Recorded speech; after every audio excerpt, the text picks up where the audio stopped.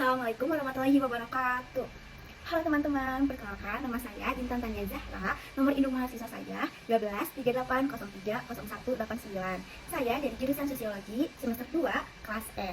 Nah, saya ingin menjelaskan materi saya yaitu tentang dimensi-dimensi administrasi publik. Dimensi-dimensi administrasi publik ini terdapat ada 7 materi.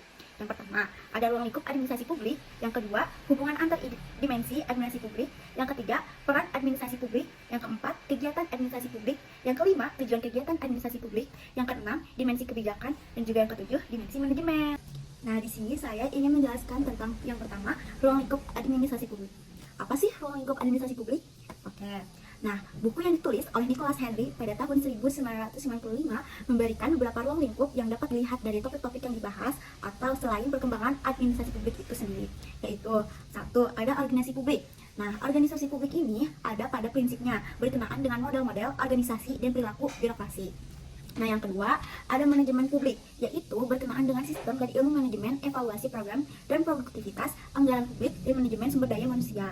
Yang ketiga, ada implementasi, yaitu menyangkut pendekatan terhadap kebijakan publik dan implementasinya privatisasi, administrasi, antar pemerintahan, dan etika birokrasi. Nah, aspek atau dimensi strategis yang dibicarakan dalam administrasi publik atau yang paling menentukan dinamika administrasi publik itu adalah yang pertama, manajemen faktor internal dan eksternal. Yang kedua, ada pengaturan struktur organisasi agar kewenangan dan struktur tanggung jawab, termasuk perilaku sesuai kondisi dan tuntunan lingkungan. Yang ketiga, ada respons secara benar terhadap kebutuhan, kepentingan, dan aspirasi masyarakat dalam pembuatan keputusan atau kebijakan. Nah, yang keempat, ada pengaturan moral dan etika melalui kode etik agar semua penggunaan kemampuan, kompetensi, dan profesi tidak disalahgunakan untuk kepentingan di luar kepentingan publik.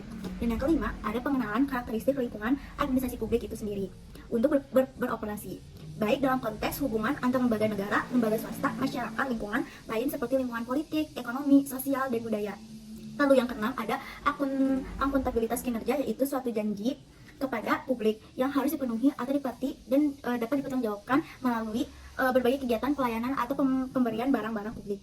Dengan kata lain, ruang lingkup suatu administrasi publik meliputi dimensi-dimensi strategis. Yang pertama, ada dimensi kebijakan, dimensi organisasi, dimensi manajemen, dimensi moral dan etika, dimensi lingkungan, dan juga dimensi akuntabilitas kinerja. Nah, itu yang pertama. Yang kedua, ada hubungan antar dimensi administrasi publik. Apa sih hubungan antar dimensi administrasi publik ini? Nah, Intan akan menjelaskan sedikit tentang hubungan antar dimensi administrasi publik ini. Lingkungan dapat mempengaruhi kinerja secara langsung tanpa melalui kebijakan, manajemen, organisasi, moral, dan etika. Seperti masuknya perubahan atau kebiasaan dan tradisi masyarakat, perubahan gaya hidup, perubahan harga dan nilai tukar, bencana alam, dan sebagainya. Yang mempengaruhi kinerja organisasi publik karena menambah biaya dengan kesulitan lebih tinggi. Yang ketiga, ada peran administrasi publik. Karl Polanyi berpendapat bahwa kondisi ekonomi suatu negara sangat bergantung kepada dinamika administrasi publik. Nah, William Graham Sunet, pelopor Darwinian di Amerika Serikat, menunjukkan bahwa administrasi publik dapat membuat sistem kenegaraan yang ada menjadi buruk. Peran tersebut juga dapat dilihat dari pernyataan Walter Well bahwa pemerintahan dapat menyarankan rakyat bila menerapkan administrasi publik dengan gaya shadow demokrasi.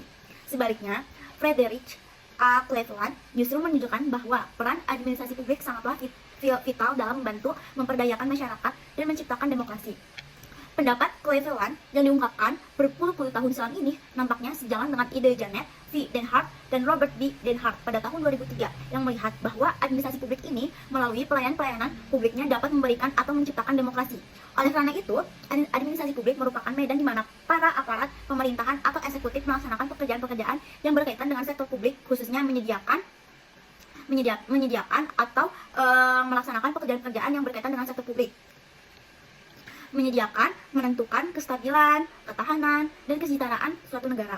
Selain itu, administrasi publik juga dapat dilihat sebagai ajang di mana dapat dilaksanakannya atau dibuktikan apakah benar para elit-elit birokrasi dan politis memenuhi janjinya atau membuktikan komitmennya kepada publik yang telah melihat mereka. Nah, karena itu, administrasi publik juga sangat berperan dalam menjaga kepercayaan publik. 4. Ada kegiatan administrasi publik. Administrasi publik adalah kegiatan yang dilakukan oleh pejabat struktural atau pemegang eselon yang memimpin suatu unit maupun oleh pejabat non-struktural yang tidak memimpin suatu unit. Secara khusus, kegiatan administrasi publik ini difokuskan pada aspek manajemen sebagai pelaksanaan dari kebijakan publik. Artinya, administrasi publik ini telah berkenaan dengan kegiatan pengelolaan pelayanan publik maupun penyediaan barang-barang. Nah, yang kelima, ada tujuan kegiatan administrasi publik. Apa sih tujuannya kegiatan administrasi publik ini? Nah, kegiatan administrasi publik ini bertujuan untuk memenuhi kepentingan publik atau secara akademik dikenal dengan istilah public interest. Meskipun kepentingan umum merupakan sasaran utama dari kegiatan administrasi publik, tetapi kepentingan umum itu sendiri menimbulkan masalah karena ketidakjelasan konsepnya yang sudah dijelaskan oleh Den Haag pada tahun 2003. Oke, di sini kita lanjut ada di dimensi kebijakan. Oke, yang keenam ada dimensi kebijakan. Oke, kita jelaskan dimensi kebijakan ya. Dimensi kebijakan berkenaan dengan keputusan tentang apa yang harus dikerjakan. Untuk memproses sebuah keputusan yang efektif, dibutuhkan serangkaian prinsip-prinsip seperti rasionalitas dan politis. Output dari proses tersebut dapat berupa keputusan tentang alternatif terbaik yang siap untuk diimplementasikan. Yang pertama ada batasan dan ruang lingkup. Oke, kita jelaskan. Nah, istilah dari kebijakan apa itu polisi atau kebijakan polisi dapat dilihat sebagai konsep filosofis, sebagai suatu produk, sebagai suatu proses, dan sebagai suatu kerangka kerja. Atau yang melihat pendapat Grishkar yang dikutip Donovan dan Jackson pada tahun 1991. Nah, istilah kebijakan publik ini menurut buku Kamus Administrasi Publik Kagel dan Pleno pada tahun 1988, kebijakan publik adalah pemanfaatan yang strategis terhadap sumber-sumber daya yang ada untuk memecahkan masalah-masalah publik atau pemerintahan. Nah, yang kedua ada pergeseran paradigma. Nah, menurut Hicksepier, kebijakan pasti akan merugikan seseorang, karena itu menyarankan suatu prinsip yang dikenal Kaldor-Hicks Criterion yang menyatakan bahwa mereka telah terbantu oleh suatu kebijakan dapat memberikan kompensasi atau membagi peroleh tersebut kepada mereka yang dirugikan. Nah, pendapat ini kemudian dilengkapi oleh M.D. Little pada tahun 1950 bahwa suatu kebijakan dapat diadopsi apabila kebijakan tersebut mampu meredistribusikan kekayaan secara baik. Nah, ada yang ketiga, prinsip-prinsip kebijakan publik. Prinsip-prinsip kebijakan publik yang dibahas di sini meliputi tahap-tahap kebijakan, analisis kebijakan, implementasi kebijakan, monitoring, dan evaluasi. Nah, yang pertama, tahap-tahap kebijakan. Dalam rangka memecahkan masalah, ada beberapa tahap penting, antara lain lihat Dunn pada tahun 1994 menetapkan agenda kebijakan, yaitu agenda setting, formulasi kebijakan, yaitu policy formulation, adopsi kebijakan, policy adoption, implementasi kebijakan, policy implementation, dan penilaian kebijakan atau policy assessments. Nah, analisis kebijakan. Selain dengan tahap-tahap yang telah ditentukan di atas, maka berikut ini akan dijelaskan proses analisis kebijakan yang dibedakan atas penstrukturan masalah atau identifikasi masalah, identifikasi alternatif, seleksi alternatif, dan pengusulan alternatif terbaik untuk diimplementasikan. Ada juga dua buah proses analisis yang dilakukan oleh alternatif terbaik diimplementasikan. Yang pertama ada identifikasi masalah. Output yang diharapkan dari tahap ini adalah tergambarnya isu atau masalah penting yang dihadapi, dukungan data dan informasi yang jelas, termasuk siapa yang sedang mengalami masalah dan dampak apa yang bakal timbul bila tidak diintervensi segera. Nah, yang kedua ada identifikasi alternatif. Tahapan ini menuntut sensitivitas yang tinggi dari para ilmuwan dan politis. Nah, yang ketiga ada seleksi alternatif. Dalam tahapan ini seseorang perencana atau polisi analisi akan melakukan seleksi alternatif yang terbaik untuk diajukan ke polisi Marquez. Nah, lalu di sini kita ngejelasin tentang implementasi kebijakan. Implementasi berkenaan dengan berbagai kegiatan yang diarahkan pada realisasi program atau Gordon pada tahun 1986. Dalam hal ini, administrator mengatur cara untuk mengorganisir, atau menerapkan kebijakan yang telah diseleksi. Nah, lalu di sini kita ada beberapa isu penting. Nah, isu etika kebijakan, isu paradigmatis, dan juga ada isu kualitas, efektivitas, dan kapasitas kebijakan. Lalu yang terakhir ada dimensi manajemen.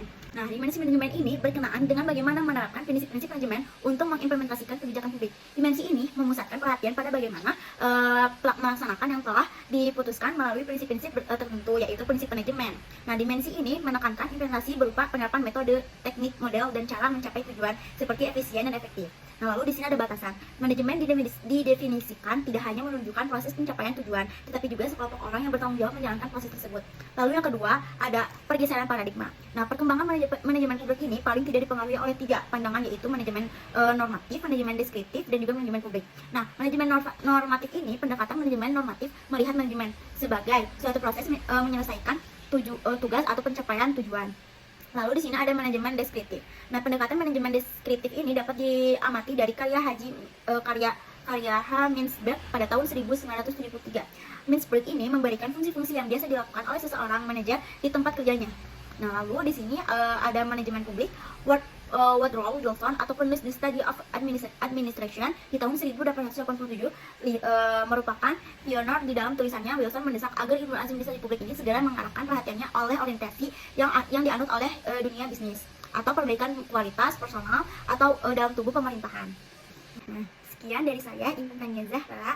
Assalamualaikum warahmatullahi wabarakatuh.